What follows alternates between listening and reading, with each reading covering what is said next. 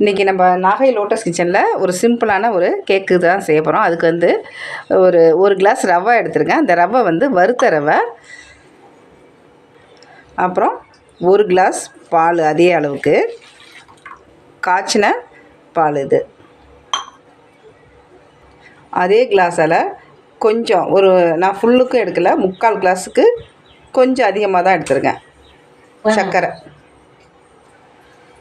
கொஞ்சமாக நெய், vanilla essence வந்து ஒரு 1/2 ஸ்பூனு, சமையல் சோடா வந்து ஒரு 1/4 டீஸ்பூன். இது எல்லாத்தையும் நம்ம சேர்த்து நல்லா இதை அப்படியே கலந்து எடுத்துகிட்டு வரலாம்.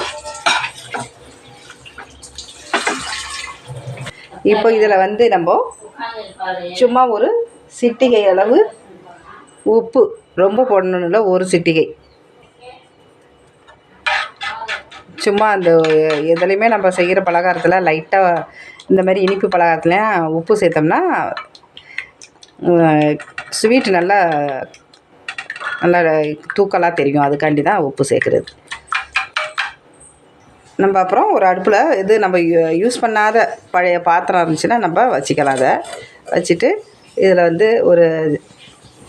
ஒரு தட்டையான ஒரு பாத்திரம் இருந்துச்சுன்னா அதில் ஒரு வாழை இலை போட்டு நம்ம இதை வச்சுக்கணும். அடுத்தது வந்து இது எல்லாத்தையும் ஒன்றா கலந்து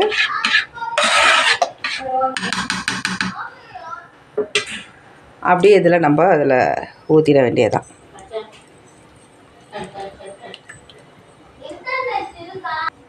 இதில் 1 ஸ்பூன் நெய் சேர்த்துருக்கேன். இதில் கொஞ்சோண்டு திராட்சை அதில் நம்ம வதக்கி அதில் போட்டுடலாம்.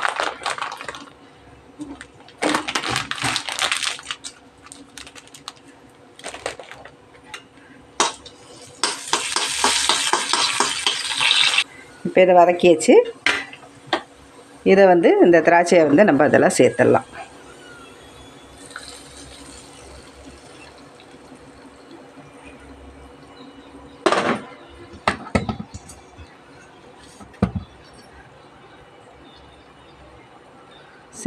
சேர்த்துட்டு இது மேலேயும் நம்ம வாழை இலையை வச்சு மூடி வச்சிடலாம்.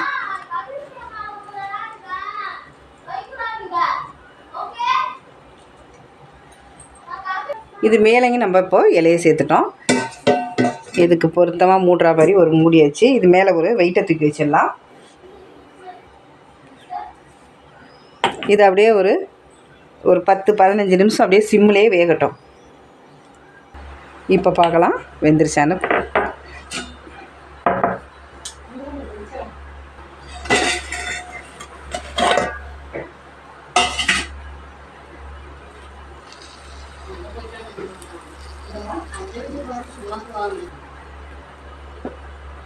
சூப்பராக வெந்துடுச்சு. அடுப்பு ஆஃப் பண்ணிடலாம். இப்போ நல்லா வெந்துடுச்சு. ஒரு 15 நிமிஷம் வச்சிட்டோம் நம்ம, ஒரு 10 நிமிஷம். அது நல்லாவும் ஆறிடுச்சு.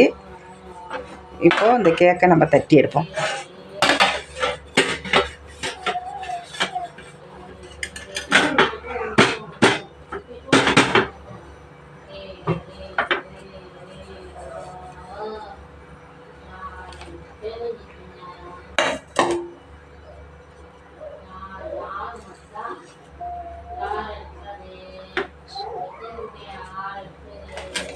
சூப்பரான ரவா கேக்கு ரெடி ஆயிடுச்சு.